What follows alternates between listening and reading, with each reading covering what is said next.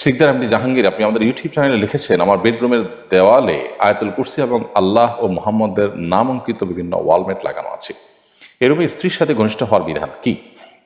ওয়ালে যদি আয়াতুল কুরসি লেখা থাকে, কোরআন আয়াত লেখা থাকে, বা আল্লাহ লেখা থাকে, বা নবী সাল্লাল্লাহু আলাইহি ওয়াসাল্লামের নাম লেখা থাকে, তো সেক্ষেত্রে ওই রুমে স্ত্রী সহবাস করাতে কোনো শরীর দৃষ্টিকোণ থেকে বিধিনিষেধ নেই।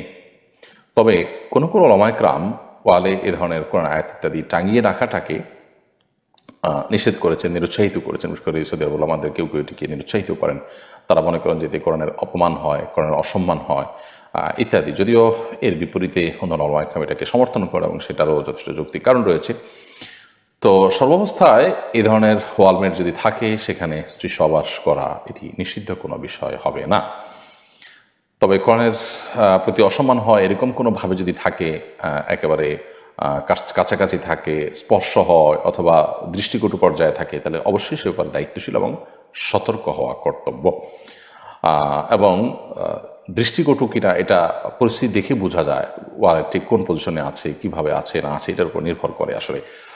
তো এই জন্য পরিস্থিতি দেখে এই সমস্ত ক্ষেত্রে আমাদের দায়িত্বশীলতার সাথে আচরণ করতে হবে এবং কাজ করতে হবে। বিশেষ করে এমন কোনো জায়গায় আসলে কোরআন কারীমের আয়াত ইত্যাদি রাখা উচিতই না যেখানে আসলে কোরআন কারীমের প্রতি অসম্মান হতে পারে, দৃষ্টিকটু হতে পারে, অসম্মান হতে পারে।